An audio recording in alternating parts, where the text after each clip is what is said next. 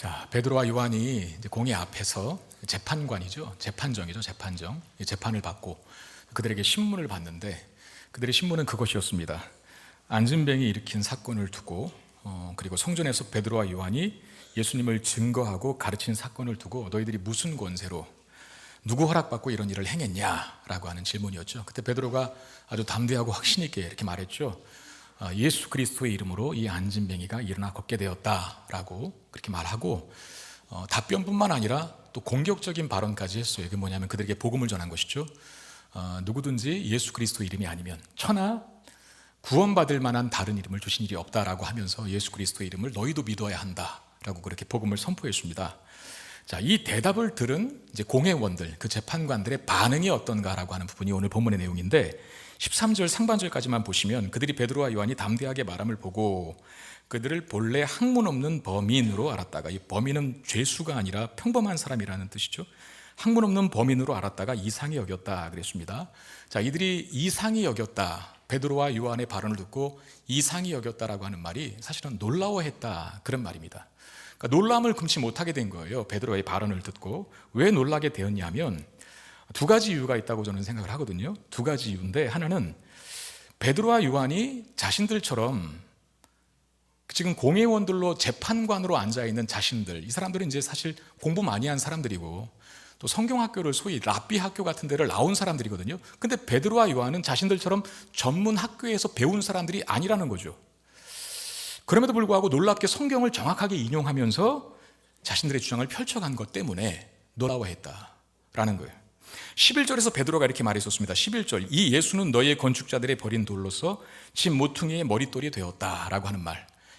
이게 이제 무슨 권세로 이런 일을 하느냐라고 물어봤을 때 베드로가 답변한 내용 중에 이 말씀이 있거든요. 근데 이 말씀이 베드로 자신에게 나온 말이 아니라 너희 건축자들의 버린 돌로서 집 모퉁이의 머릿돌이 되었다라고 하는 말이 바로 구약성경 시편 118편 22절을 인용한 겁니다.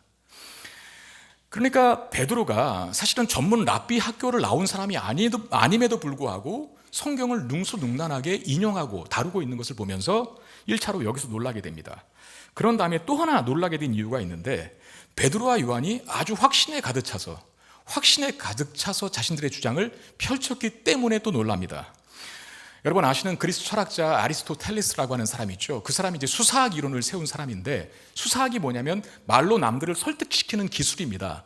그 수사학의 설득의 요소 중에 세 가지가 있어요. 하나는 로고스, 하나는 에토스, 하나는 파토스라고 하는 개념입니다.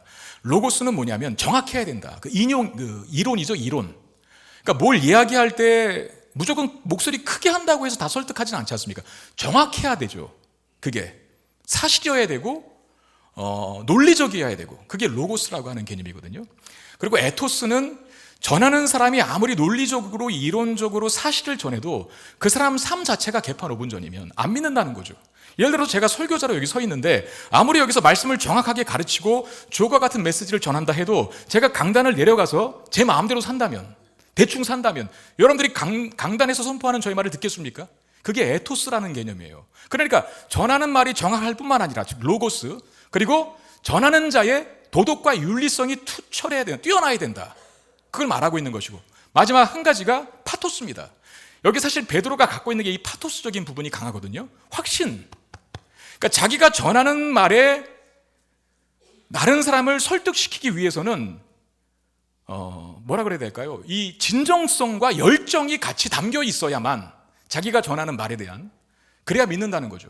그러니까 여러분, 우리가 복음을 전할 때도 마찬가지. 내가 복음을 제대로 믿지 않는데 남들에게 예수 믿으라고 전할 수 있겠어요? 그러니까 내가 예수를 정확하게 믿고 내가 믿고 있는 하나님 말씀이 진리라고 하는 확신이 있을 때 담대하게, 그리고 당당하게 열정적으로 전할 수 있는 거지. 그게 아니면 어떻게 전하겠습니까? 예를 들어서 어떤 제품이 있어요. A라는 사람과 B라는 사람이 그 동일한 제품을 판매할 때 A라는 사람은 파토스가 없이, 다시 말하면 살려면 사고 말려면 마세요, 나 이거 잘 모르겠습니다 라고 그냥 얼버무린다면 그거 누가 삽니까? 그 제품이 좋은 제품에도 불구하고 전하는 사람이 대충 전하거나 열정 없이 하면 안 삽니다. 그런데 그 제품이 좋아요. 그리고 그 제품을 파는 또 다른 판매자는 정말 열정적으로 그 제품을 선전합니다. 이거 정말 내가 써봤는데 너무 좋더라, 삶이 달라지더라. 인생이 행복해지더라. 말이고 얘기를 하면은 듣는 사람 입장에서는 나도 한번 사볼까? 이런 마음 생기게 되는 것 아닙니까? 자, 사내들인 공회 회원들이 베드로의 말을 듣고 두 번째 놀란 이유가 바로 이 확신 때문에 그렇습니다. 확신. 뭔가 전하는데 정말 확신 있게 전하거든요. 근데 확신 있게 담대하게 당당하게 선포할 자리가 아니었지 않습니까? 왜냐하면 높으신 양반들이 앉아 있으니까. 그리고 재판정입니다. 피고로 서 있습니다. 말 한 번 잘못했다가 죽을 수도 있어요. 제가 지난주에 예를 들었던 것처럼 저는 사단장 앞에서도 그 짧은 말로 신고하는 것도 떨려서 못했거든요. 그런데 이 높으신 양반들 앞에서 베드로가 정확하게 성경을 인용하면서 말씀을 전할 뿐만 아니라 심지어는 열정적으로까지 전하게 해요. 확신 있게 전하기까지 한다는 거예요. 그것에 놀라 한다는 겁니다. 그러면 우리 이런 질문을 해봐야 돼요. 소위 정규 교육도 제대로 받지 않은 사람들이 이 베드로와 요한이 어떻게 이론과 확신에 있어서 전문가들조차도 놀라워할 만큼 탁월하게 자신들의 주장을 펼칠 수 있었을까 하는 건데, 그에 대한 답이 13절 하반절에 있습니다. 또 전에 예수와 함께 있던 줄도 알고. 이것 때문에 그렇습니다. 베드로와 요한이 정확하게 자신의 주장을 펼칠 수 있었던 이유, 그리고 확신 있게 자신들의 주장을 펼칠 수 있었던 이유가 그들이 전에 예수와 함께 있었기 때문입니다. 여러분, 구약 성경과 신약 성경을 한마디로 요약하면 구약 성경은 오실 메시아에 대한 이야기라 그러잖아요. 오실 메시아. 아직 메시아가 안 왔으니까 구약 시대 때. 구약 성경의 핵심은 그거고 주제는 그거예요. 오실 메시아에 대한 기록이라고. 그럼 신약 성경은 뭡니까? 오신 메시아.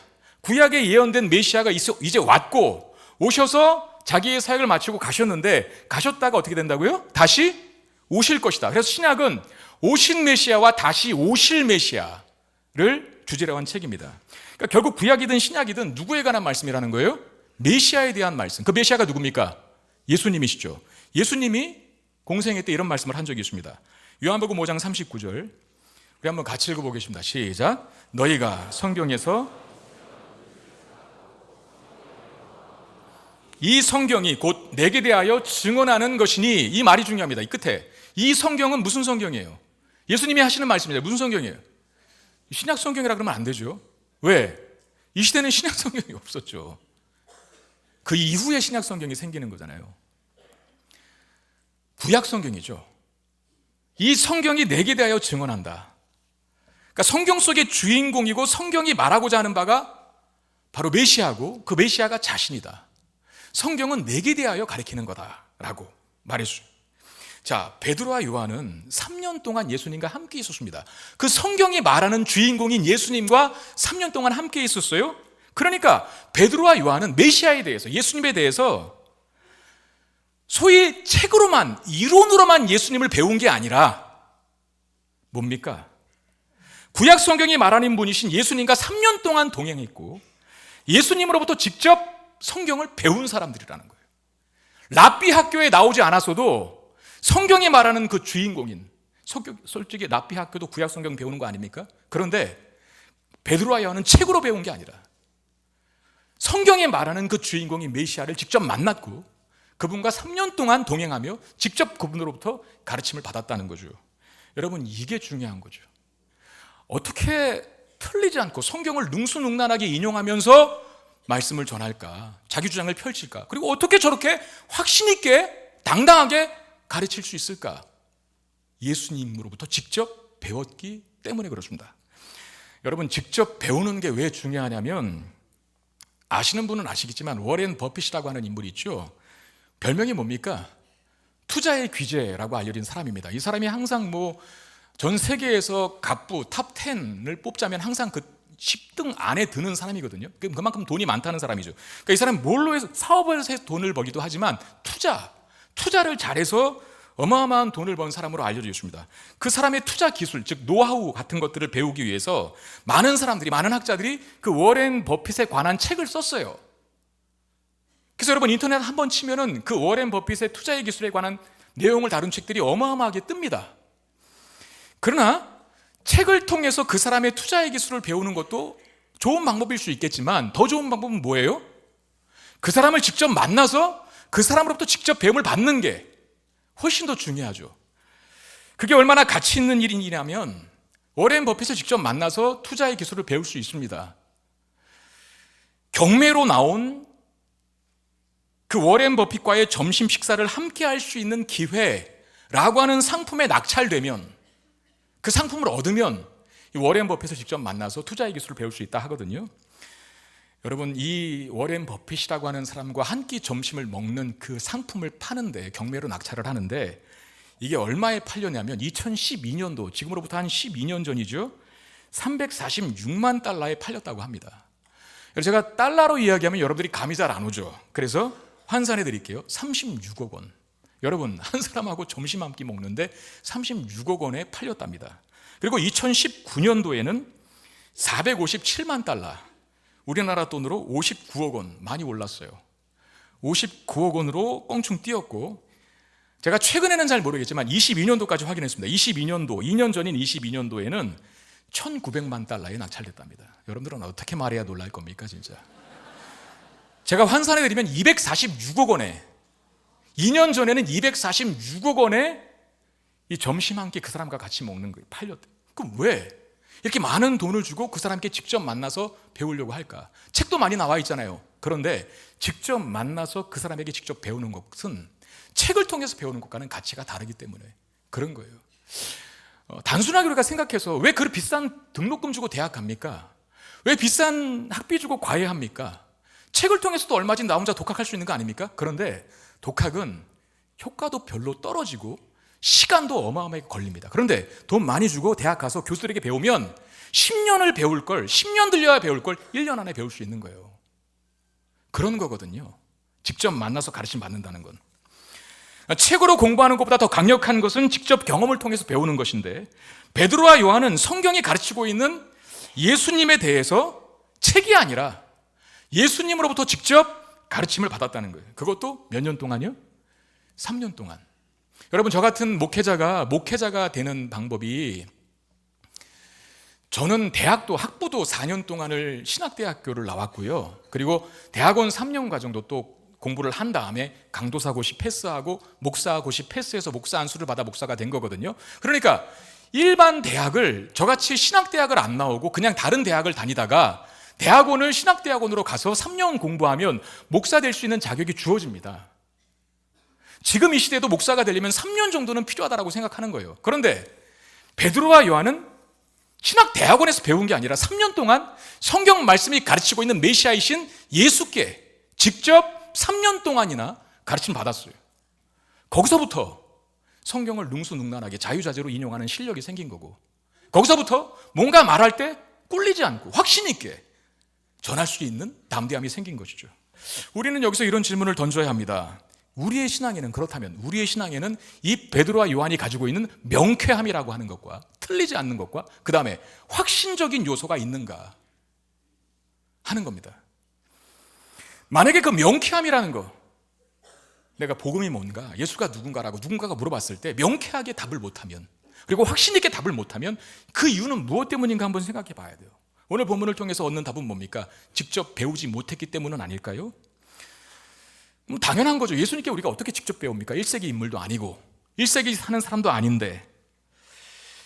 근데 여러분, 저는 이렇게 생각합니다. 한번 들어보십시오. 직접 배우지 못한 신앙인들의 특징이 있습니다. 직접 배우지 못하고 예수를 믿고 교회를 다니는 사람들의 특징은 어떤 가풍이라든지 또는 이론이라든지 또는 감접적인 교육을 통해서만 신앙을 세운 것입니다. 가풍이라는 게 뭡니까? 내가 태어나 보니까 엄마 아빠가 예수를 믿고 있었고, 내가 태어나 보니까 아빠가 목사님이고 엄마가 사모님이었던 거예요. 그러니까 늘 어렸을 때부터 교회를 가는 게 자연스러운 습관이었죠. 하나의 문화로, 하나의 집안의 풍토로 그렇게 기독교를 배운 사람들이 있어요. 그리고 책으로만 하나님에 대해서 이해를 갖고 있는 분들, 특별히 신학자들이 많이 그런데 책으로만 하나님에 대한 이해를 갖고 있고, 또는 간접적으로 누군가 가르쳐준 하나님에 대해서만 알고 있을 때, 그게 나쁜 건 아닙니다. 그러나 그게 더 높은 도약을 위한 발판이지 그 발판에 멈춰서 있으면 안 되거든요. 근데 많은 사람들이 발판에 멈춰져 있어서 조금 어려움이 오면 신앙을 포기하고, 그리고 어떤 신앙생활의 뜨거움이나 역동성이나 생명력은 없고 그냥 미직저근한 신앙생활을 하게 되는 경우들이 많아요. 가풍으로 신앙을 배운 사람들은, 책으로만, 이론으로만, 남의 교육을 통해서만 하나님을 알게 된 사람들은 그렇게 열정적이지 않아요. 그냥 미지근한 신앙생활을 보통 합니다. 그리고 이분들에게는 이런 특징이 하나 더 있는데, 하나님을 나의 하나님으로 잘 말하지 못합니다. 그러니까 나의 하나님이라고 하는 개념이 좀 생소하죠. 예를 들면 이런 거죠. 그냥 아버지의 하나님이요. 내 아버지의 하나님, 내 어머니의 하나님, 또는 내 가족의 하나님, 또는 내 친구의 하나님, 또는 책 속의 하나님. 이런 개념은 익숙하지만 직접적인 나의 하나님이라고 하는 말에 대해서는 조금 생소한 개념이죠. 그러면 우리 이제 그런 질문을 해야죠. 그럼 어떻게 해야 나의 하나님을, 어떻게 해야 직접 배워서, 우리도 베드로와 요한처럼 예수님께 직접 배워서 나의 하나님으로 하나님을 만들 수 있는가, 나의 하나님으로 하나님을 섬길 수 있는가 하는 건데요. 제가 정말 이 부분을 많이 묵상을 했습니다.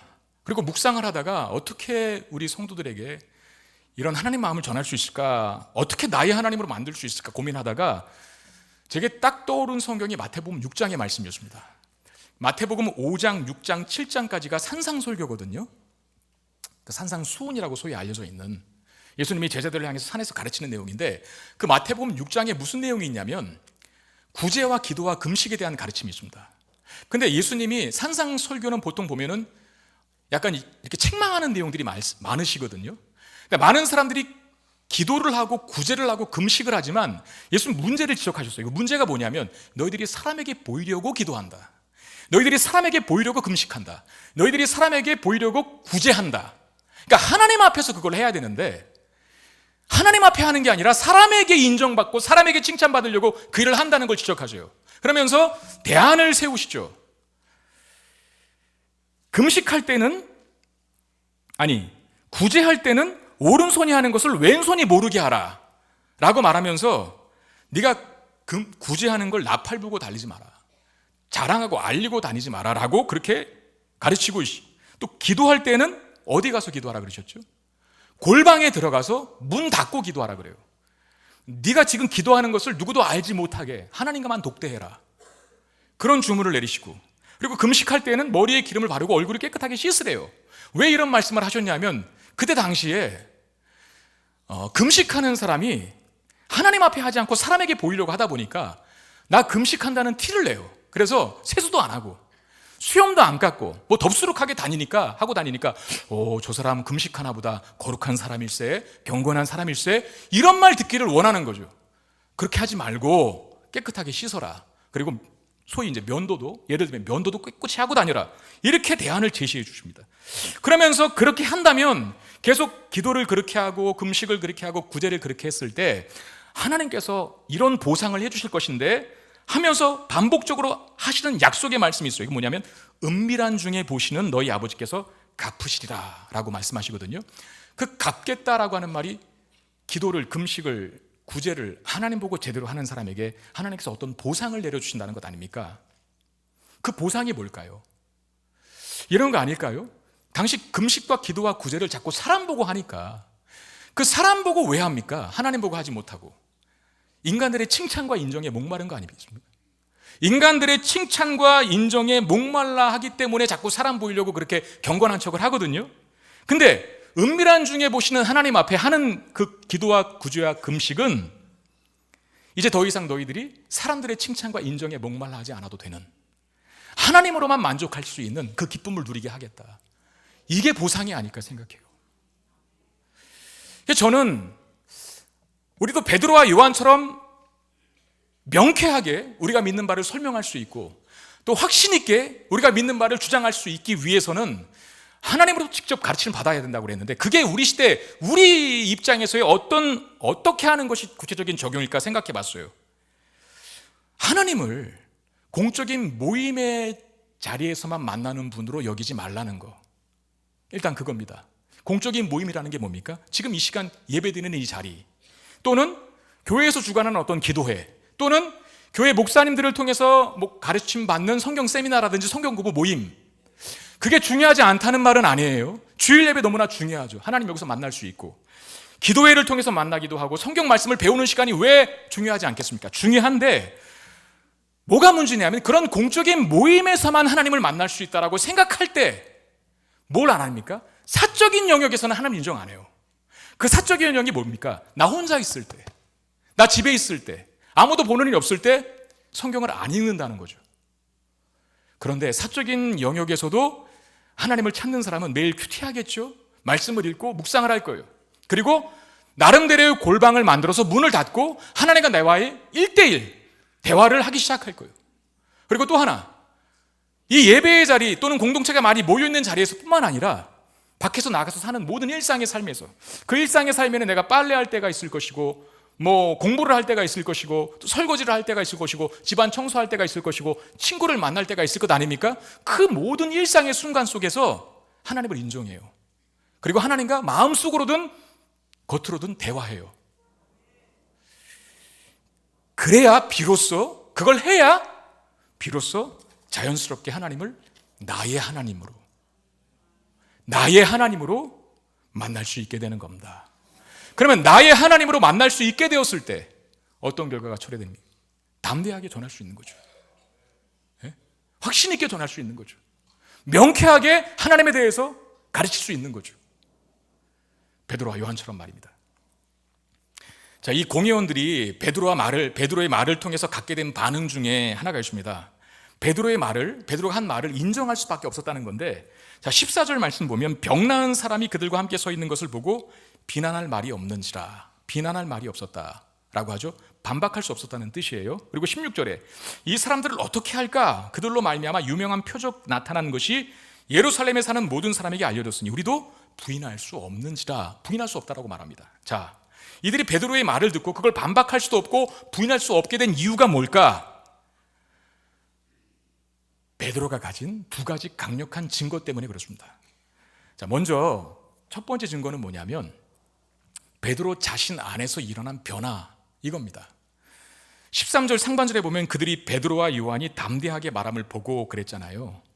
원래 베드로와 요한을 비롯하여서 예수님의 제자들은 그렇게 담대한 사람들이 아닙니다. 여러분 아시잖아요. 예수님이 잡혀서 재판정에 끌려갔을 때 제자들 어디 있었죠? 같이 따라갔습니까? 결사항전 했습니까? 우리가 죽어도 주를 위해 죽겠습니다 하고 예수님 곁에 있었나요? 아니잖아요. 다 도망쳤죠. 한 사람만 예를 들어봅시다. 베드로, 그 수제자라고 했던 베드로는 직접 입으로 그 말까지 했어요. 예수님께 예수님 가시는 곳이면 내가 어디든 가겠고 예수님 죽는 곳에 나도 죽겠습니다, 그 말을 했었던 사람이거든요, 베드로가. 그런데 예수님 재판정 끌려갔을 때 멀찍이 떨어져 있다가 같이 모닥불 쬐는 한 사람 중에 소녀가 저 베드로 저 사람도 예수와 같은 한 패거리다 라고 말했을 때 뭐라 그랬어요? 나 모른다. 3번씩이나 예수님 부인합니다. 원래 그런 사람들이었어요, 제자들이. 그런데 지금 변화됐어요. 지금은 어떻습니까? 안 도망쳐요. 부인하지도 않습니다. 당연히 예수님을. 담대하게 예수님을 증거합니다. 자, 공회 회원들이 베드로의 말을 반박하거나 부정할 수 없었던 첫 번째 이유가 베드로 안에서 일어난 이 변화라고 하는 증거 때문에 그렇습니다.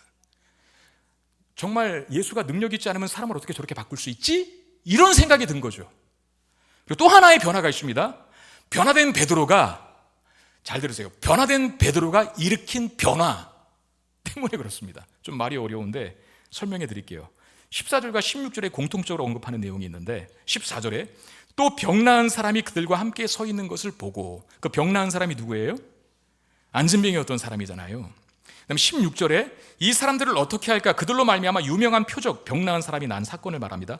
유명한 표적 나타난 것이 예루살렘에 사는 모든 사람에게 알려졌으니 그렇게 말합니다. 그렇습니다. 변화된 베드로와 요한이 일으킨 또 다른 변화는 그들이 안진뱅이를 일으킨 변화였습니다. 자, 다시 설명해 드릴게요. 공회원들이 베드로의 말을 반박할 수도 없고 부인할 수도 없었던 첫 번째 이유는 베드로 자신 안에서 일어난 변화 때문이었습니다. 겁쟁이였던 사람들이 담대한 사람으로 바뀌었어요. 예수님 부인했던 사람들이 예수님을 증거하는 사람으로 바뀌었어요. 그리고 두 번째는 변화된 베드로가 안진뱅이를 일으킨 변화 때문입니다. 자, 이 변화라고 하는 개념을 가장 잘 설명하는 사람이 성경에 바울이라고 하는 사람인데, 사실 바울은 예수를 적으로 여겼잖아요. 그리고 예수를 믿는 기독교를 박해했던 사람이고, 그런데 그가 예수님 만나서 변화가 되었는데 어떻게 됐죠? 예수를 믿는 사람을 박해하지 않을 뿐만 아니라 교회를 세우고 복음을 전하는 사람으로 바뀌었어요. 원래 그는 그리고 예수를 믿는 사람들을 감옥에 가두고 죽이는 일을 했던 사람입니다.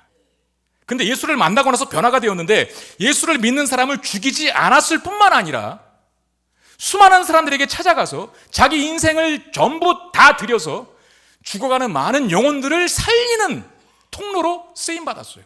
그러니까 바울 자신만이 변화된 게 아니라 변화된 자신을 통해서 누군가를 또 변화시키는, 베드로가 자신만 변화됐을 뿐만 아니라 안진뱅이를 변화시켰던 것처럼 그 선한 영향력이 주변과 이웃을 생명력 있고 아름답게 바꿨다는 거죠. 바울이 이렇게 말했습니다. 고린도서 4장 20절. 하나님의 나라는 말에 있지 않고 능력에 있다. 여러분, 이 말씀 뭔지 아세요? 하나님의 나라는 예수를 믿어야 들어갈 수 있는 나라지 않습니까? 예수를 믿고 하나님 나라가 우리 속에 임하는데, 하나님 나라가 임하면 변화가 일어난다는 겁니다. 근데 그 변화는 말만 일으키는 변화가 아니라, 말만 잘해주는 변화가 아니라 삶이 바뀌는 변화, 새로워지는 변화. 하나님의 나라는 말에 있지 않고 능력에 있다. 삶을 바꾼다. 사람을 변화시킨다. 그게 예수를 믿어 얻게 된 하나님 나라의 놀라운 능력이다 라고 선포하는 거예요. 여러분, 우리에게도 우리를 보는 다른 사람들이 반박할 수도 또는 부정할 수도 없는 변화의 증거가 있어야 합니다. 그러니까 예수를 믿으면, 그래서 하나님 나라에 속하면 반드시 변화를 이루게 되거든요. 그래서 믿지 않는 사람들이 우리를 볼 때, 야, 저 사람이 하는 거 보면, 저 사람이 저렇게 달라진 거 보면 하나님 살아계신 것 같아, 이렇게 말을 들을 수 있어야 된다는 거죠. 아니, 그게 아니고서는 어떻게 저 사람이 저렇게 바뀌지? 저렇게 달라질 수가 있지? 이런 변화요. 그게 여러분들에게는 있습니까?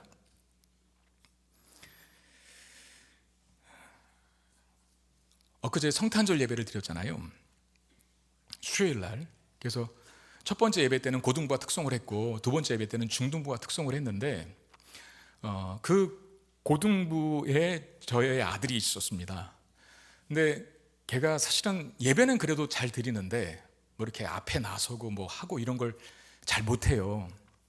이제 저는 기다려주는 거죠. 나중에 깨닫고 알게 되면 스스로 자원하는 마음으로. 제가 뭐 윽박지르고 협박해서 세우는 것보다는 본인이 스스로 터득해서 알게 돼서 하나님 앞에 진심으로 서는 게 낫잖아요. 계속 기다려주고 있었는데, 그 고등부 특송하는 날 성탄절 때 저희 아들은 안 설 줄 알았는데 서겠다는 거예요.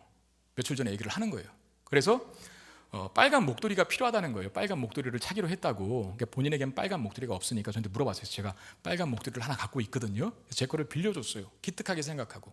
그리고 당일날도 연습을 하고 서야 된다고 일찍 온 거예요, 교회를. 그래서 제가 속으로 막 대견해했어요. 하나님 감사합니다. 우리 아이들 조금씩 바뀌기 시작했군요. 좋아했어요. 그리고 정확하게 이제 딱 예배의 자리에서 특송할 시간이 되었습니다. 저는 여기 뒤에 앉아 있었거든요. 여 뒤에 앉아 있었음에도 불구하고 제 아들이 보이더라고요. 제 아들이 어떻게 하고 있었냐면 고개를 푹 숙이고 있었어요. 그 고등부 특송할 때 고개 푹 숙이고 있던 애가 저희 아들입니다. 아마 유일하게 고개를 푹 숙이고 있었던 것 같아요. 제가 뒤에서 보면서 아이고, 그러면 그렇지, 속으로 저기 서서까지 왜 저러고 있을까 생각했는데, 순간 저의 생각이 바뀌었어요. 제가 그랬거든요. 여러분, 제가 여러 번 얘기했지만 저는 초등학생 때, 우리 땐 국민학교라 그랬잖아요.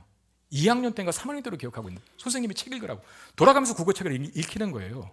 제 순서가 돼서 아마 순서 올 때까지 바들바들 떨고 있었고, 마침 제 순서가 돼서 그때는 다 일어나서 책을 읽었잖아요. 다리가 떨려서요, 주저앉았어요. 그런 어떤 대중공포증, 대인공포증이 있거든요. 무대공포증 같은 게 저에게. 저희 아들이 그 피를 이어받았더라고요. 그래서 제가 나중에 집에 가서 물어봤어요. 왜 고개 숙이고 있었니? 물어봤더니 정확하더라고요. 앞을 못 보겠다는 거예요. 떨려서.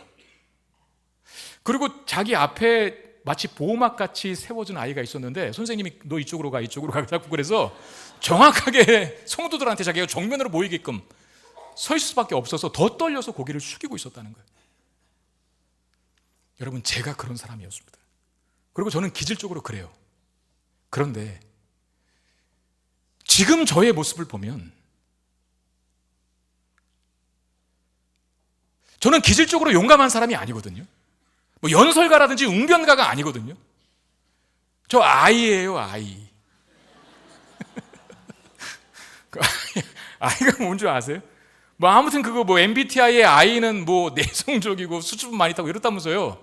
맞나요? 네, 저 아이예요. 그런데 하나님이 그 기질을 능가하게끔 저를 변화시키시더라고요. 지금 서기 전까지는 좀 떨리는데요, 여기 말씀을 전할 때는요, 저는 여긴 어디, 난 누구 그러면서 제 안에 정말 성령이 강력하게 역사하셔서 하시는 것 같아요. 여러분 그렇지 않습니까? 저는 지금은요, 정말 이 자리에 여러분뿐만 아니라 전 세계의 가장 높으신 양반들이 다 앉아있다 하더라도 저 떨지 않고 복음 전할 자신이 있어요. 세워만 줘보세요 한번. 전 세계의 대통령이 다 모이는 자리에 내가 강력하게 복음 전할 테니까 그 용기가 어디서 나올까? 저는 그게 하나님께서 저에게 만들어주신 변화라고 생각해요.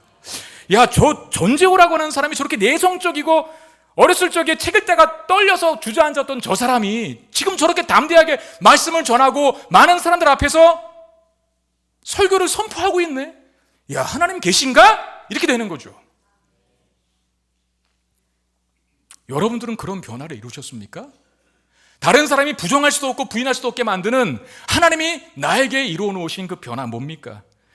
저는 그렇게 생각해요. 예수 믿기 전에는 술 잘 드셨다면 이제 술 끊으셔야 돼요. 한 번에 끊기 어려우시면 자꾸 줄여가셔야 됩니다. 그런 변화 있으셔야 되고요. 내가 어떤 잘못된 중독에 빠져서 그것이 나의 삶의 올무로 자꾸 작용한다면 그 중독에서 벗어나셔야 됩니다. 그게 게임이든 흡연이든 아니면 음란이든. 그리고 내가 전에는 게을러서 뭔가를 이렇게 잘 못했던 사람이고 남들에게 인정을 못 받았는데 예수를 믿으면 근면 성실해지셔야 됩니다.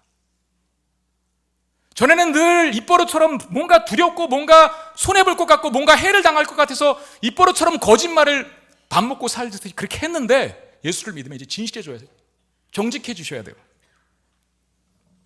그런 변화 내 안에, 예수님을 모른다고 부정했던 베드로가 예수를 제대로 믿고 나서 예수님을 증거하는 자로 바뀌었던 이런 변화가 내 안에도 있는지 확인해 보셔야 한다는 거죠. 그리고 그 변화는 내 안에만 머물지 않습니다.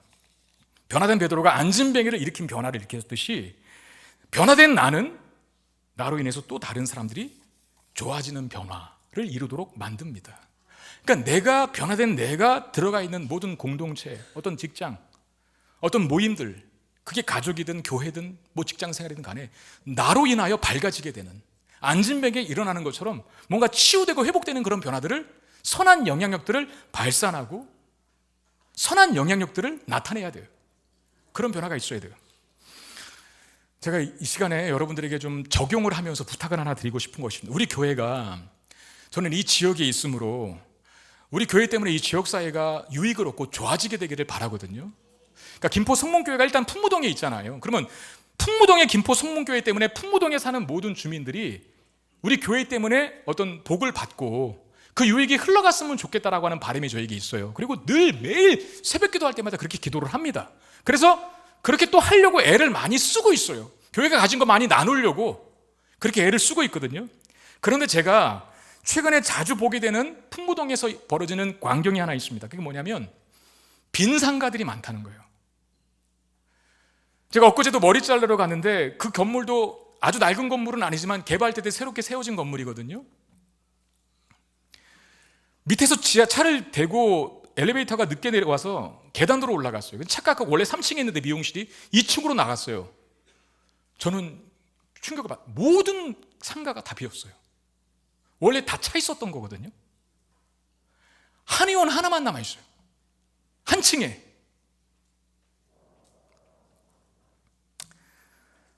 머리 자르면서 그 미용실 원장님이 물어봤어요. 목사님, 그런 데가 한둘이 아니에요. 풍무동 상권이 많이 죽었어요. 예전 같지가 않습니다 라고 얘기를 하더라고요. 제가 여러분들에게 부탁드리고 싶습니다. 식당위원회가 밥을 하도 잘해서 교회에서 줄을 서시면서까지 식사를 하는 거 저 너무 좋습니다. 그런 풍경 보기 좋아요. 목회자 입장에서 교회에서 밥 한 끼 즐겁게 먹고 배부르게 먹고 가는 것 얼마나 보기 좋은 광경입니까? 그런데 오늘부터 나가서 사드세요. 제가 2부 때도 이 말씀을 드렸는데 여전히 줄을 많이 서 계시더라고요. 말씀에 순종을 잘 안 하시는 것 같아요. 그래서 기회를 드리겠습니다. 2월 달부터 1월 달까지는 여기서 드시고 주일이라도 어떤 사명감 가지고 그렇게 하자고요. 카페도 우리 교회 카페가 주일날 미어 터진다고 제가 듣고 있거든요. 제가 카페 담당자들에게 주문을 하려고요. 이제 앞으로 신메뉴 만들지 마십시오라고. 주변 카페 이용하세요.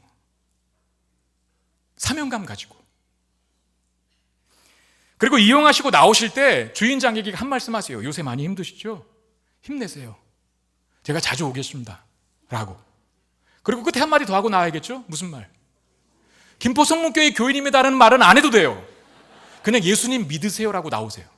교회 자랑하지 마세요. 그냥 예수님 믿으세요. 저 예수 믿는 사람입니다. 그러고 나오면 돼요. 우리 그런 좀 비전을 가져야 되지 않을까요, 이제? 왜냐하면 변화된 베드로가 또 다른 사람을 변화시켰거든요. 안진뱅이를 일으켰잖아요. 그런 모습을 볼 때 세상은 빼도 박도 못하게 하나님 계신가 보다. 저 사람들 보면 하나님 계신 게 맞아. 하나님이 아니고서야 어떻게 사람이 저렇게 살아? 라고 말할 수 있겠다는 거예요. 여러분, 그리스도인들에게 이런 변화가 있어야 합니다. 정도의 차이는 있겠지만 우리는 점점 좋아지는 변화 쪽으로 가야 합니다. 그것이 정상적인 것이고 건강하다는 표시이죠. 자, 이제 공회원들이 판결을 내려야 할 때가 왔습니다. 재판정이잖아요. 근데 뭐 피고들 얘기 다 들었으니까 이제 판결을 내려야 하는데 베드로와 요한에게 나가 있으래요. 그리고 지들끼리 판결을 의논합니다. 그래서 내린 판결의 결론이 뭘까? 자, 17절 18절 말씀. 이것이 민간에 더 퍼지지 못하게 그들을 위협하여 이후에는 이 이름으로 아무에게도 말하지 말게 하자 하고 그들을 불러 경고하여 도무지 예수의 이름으로 말하지도 말고 가르치지도 말라 하니. 자, 판결은 뭡니까? 너희들은 앞으로 예수 이름 증거하면 안 돼. 부활하신 예수, 뭐 병자를 치유하신 예수 그런 거 하지 마. 경고야. 만약에 한 번 더 하면 가만히 안 둬라고 판결을 하고 위협을 합니다. 이 사람들이 왜 이런 판결을 내렸을까요? 뻔하지 않겠어요? 자신들이 예수님 죽였으니까. 자신들이 죽였는데 예수님이 부활하셔서 살아나셔서 병든 자를 치유했다고 하니까 스스로의 양심에 찔린 거죠. 그리고 자신들의 교리에 위배되는 부활을 계속 전하고 있으니까 이런 협박을 하면서 다시는 예수 이름을 증거하지 말라라고 위협하고 판결을 내립니다. 그런데 그것이 그들의 뜻대로 되겠습니까? 이미 복음은 수많은 사람들에게 전파됐잖아요. 3,000명이 돌아왔고 5,000명이 돌아왔다. 우리 이전에 보았지 않습니까? 여러분, 복음의 소식은 뭡니까? 십자가에 못 박혀 죽은 줄 알았던 예수님이 부활하셨다는 소식이 복음입니다. 심지어 그의 제자들인 베드로와 요한도 40평생을 한 번도 일어나 서본 적이 없는 사람을 일으켜 세운 사건이 복음입니다. 그런 쇼킹하고 놀라운 사건이 베드로와 요한 두 사람의 입을 막는다고 안 퍼지겠어요? 발 없는 말이 천리 간다는 속담이 있습니다. 뭐예요? 소문의 신속성과 소문의 확장성을 이야기한 거죠. 신속하게 광범위하게 퍼진다, 말은. 그러니까 예수 이름을 전하지 말라. 이 사내들인 공회원들의 협박과 경고는 그야말로 손으로 태양을 가리겠다. 이런 무모하고 어리석은 행동이라는 거죠. 자, 우리가 여기서 알 수 있는 것이 뭡니까? 대다수 우리를 향한 사탄과 세상의 공격은 위협과 경고 수준에 머무를 때가 많습니다. 우리를 어떻게 하지 못한다는 거예요. 우리를 어떻게 하지 못하기 때문에 미리 겁을 먹지 말라는 거죠. 저희 어렸을 적에는 동네에 개를 풀어놓고 키우는 분들이 많았어요. 길 가다가 갑자기 큰 개를 만날 때도 있거든요. 그때 겁을 먹고 등을 보이고 도망치면 반드시 물립니다. 가만히 있어야 돼요.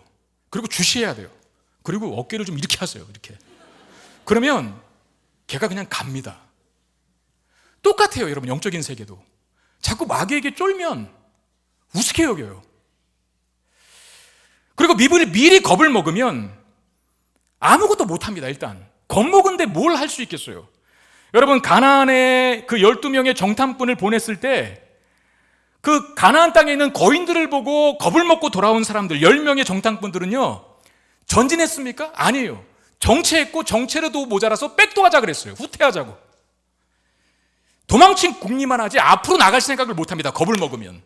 그리고 다윗이 골리앗과 전쟁을 했을 때도, 골리앗과 전투를 벌였을 때에도 골리앗 앞에 이스라엘 전군은 벌벌 떨고 있었습니다. 아무것도 못하고 있었어요. 우리는 알아야 합니다. 우리가 하나님 편에 있는 한 아무리 악한 대적이 강하고 강력하게 위협하여도 우리를 어찌할 수 없다라고 하는 사실을 말입니다. 관건은 우리 앞에 있는 문제와 대적에게 시선을 두느냐 아니면 우리와 함께하고 계신 하나님께 시선을 두느냐, 이 차이거든요. 공회원들의 위협에 베드로와 요한은 뭐라고 하는지, 자 19절 20절 말씀 이제 다 왔습니다. 한번 같이 읽어보겠습니다. 시작.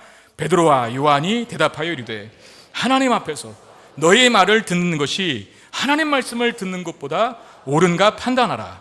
우리는 보고 들은 것을 말하지 아니할 수 없다. 여러분, 이 말을 제가 의역해서 말씀드릴게요. 니들이 더 세, 하나님이 더 세? 니들이 강해, 하나님이 더 강해? 하나님이 더 세고 하나님이 더 강하지 않아? 그러니 우리는 더 강력하신 하나님의 명령 따를 거야. 니들이 아무리 말려봤자 우리는 하나님 말씀 전할 거야, 이겁니다. 자, 아까 제가 10명의 정탐꾼들 얘기했어요. 12명의 정탐꾼을 보냈는데 10명은 하나님보다 문제를 더 크게 보죠. 그래서 두려움에 빠집니다. 그 결과 뒤로 도망치자고 합니다. 그러나 여호수아와 갈렙은 하나님의 약속, 즉 하나님을 봅니다. 그래서 앞으로 가자고 합니다. 자, 겁을 먹는 사람은 앞으로 못 갑니다. 근데 겁을 안 먹는 사람은, 하나님 봐서 겁을 안 먹는 사람은 앞으로 가자고 합니다. 겁을 먹는 사람은 저 가나안 거민들 앞에 우리는 메뚜기 같은 존재다라고 얘기하지만, 하나님 때문에 겁을 안 먹은 사람들은 저 사람들은 우리의 밥이라고, 먹잇감이라고 얘기를 합니다. 이 엄청난 차이. 다윗도 마찬가지죠. 이스라엘 군사들 눈에는 골리앗만 보이는 거예요. 그러나 다윗의 눈에는 하나님이 보입니다. 여러분, 골리앗이 크고 장대하고 강력한 군사인 건 맞아요. 그런데 하나님의 비할 바 되겠습니까? 하나님을 그 옆에다 세워놓으니까 다윗의 눈에는 골리앗이 아무것도 아닌 것으로 보인 거죠. 그래서 만군의 여호와 이름으로 나가겠다 선포하고 나가서 골리앗 쓰러뜨린 것 아닙니까? 여러분, 하나님이 싸워주시는데 이기지 못할 적이 있겠습니까? 하나님이 싸워주시면 우리 반드시 승리하게 될 줄로 믿으시길 바랍니다. 여러분, 영적인 배짱과 강단 그냥 생기는 게 아닙니다. 하나님 바라볼 때 생기는 것입니다. 시편 118편 6절, 여호와는 내 편이시라. 내가 두려워하지 아니하리니 사람이 내게 어찌할까? 인생 살다 보면 우리도 사내들인 공의 앞에 설 때가 있어요. 강력한 장애물, 강력한 대적, 강력한 인생의 짐. 답은 뭘까요? 더 강력해지면 됩니다. 우리 힘으로는 강력해질 수가 없어요. 우리와 함께 하시고 동행하시는 하나님 바라본다면 강한 자 앞에서 더 강한 자로 변화되어서 그 강한 자를 능히 이기고도 남는 놀라운 승리 경험하게 될 줄로 믿습니다. 말씀 기억하며 찬양합시다. 주가 주 되심을. 우리의 눈에 하나님 보이게 하시옵소서. 위대하신 하나님, 능력 많으신 하나님, 그 하나님으로 담대하게 용감하게 살게 해 주옵소서라고 하는 마음을 담아 이렇게 찬양합시다.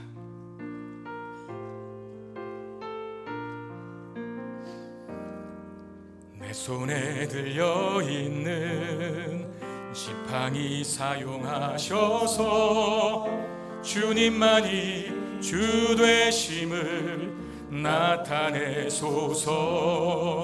맡겨주신 사명을 감당할 힘을 주시고 주 이름만 높이게 하소서. 완악한 세상에서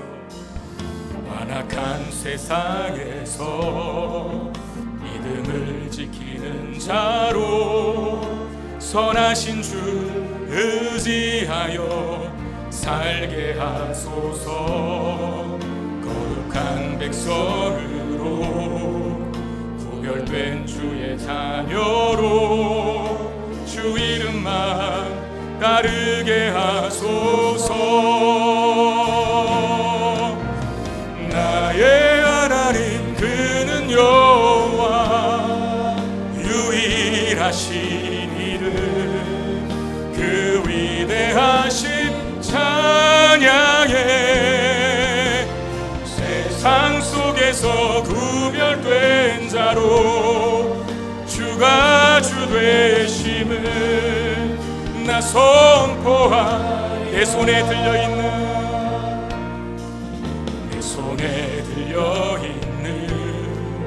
지팡이 사용하셔서 주님만이 주 되심을 나타내소서. 맡겨주신 사명을 감당할 힘을 주시고 주 이름만 높이게 하소서. 완악한 세상에서 완악한 세상 믿음을 지키는 자로 아멘.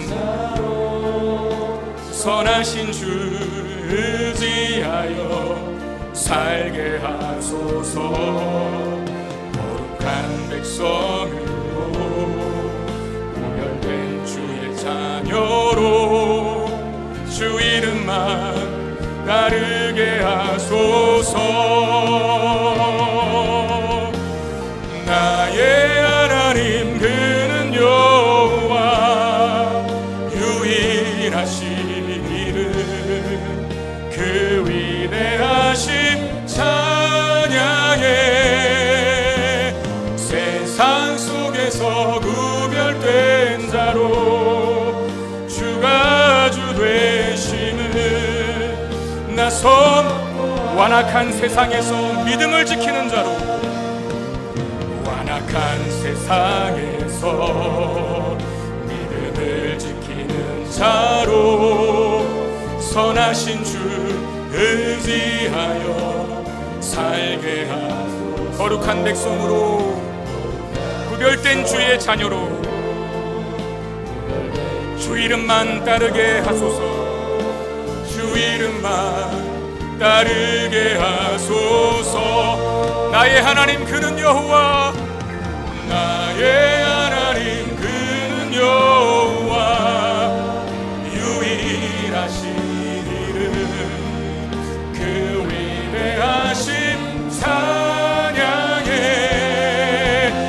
세상 속에서 구별된 자로 주가 주 되심을 나서 다시 한번 믿음으로 고백합시다. 나의 하나님 그는 여호와 나의 하나님 그는 여호와 유일하시니를 그 위대하심 찬양해. 세상 속에서 구별된 자로 주가 주 되심을 다시 한번 전심으로 찬양합시다. 나의 하나님 그는 여호와 아멘. 나의 하나님 그는 여호와 유일하시니를 그 위대하신 찬양해.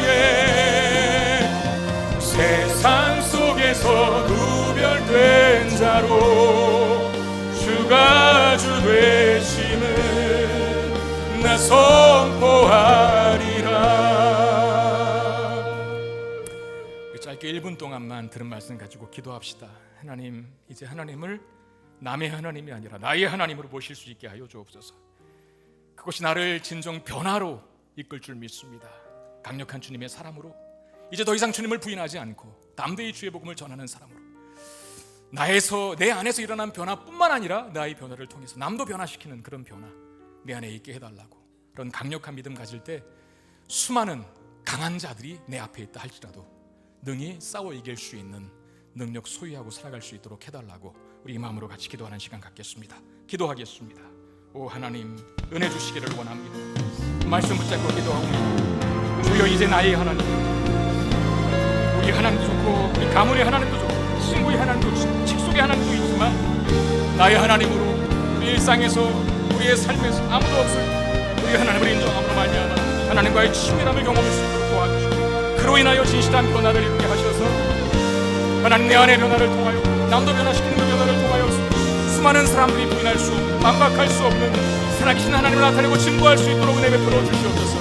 그 하나님 모시고 바라보고 사는 인생 속에 수많은 강한 자들이 장애물처럼 대적처럼 놓인다 할지라도 장애물도 넘을 수 있음을 믿습니다. 대적이면 싸워 이길 수 있음을 믿습니다. 오 하나님, 그런 능력 있는 삶을 살아갈 수 있는 우리 모두가 되게 하여 주시옵소서. 주여, 그 믿음 허락하여 주옵소서. 그 충만한 믿음 허락하여 주시옵소서.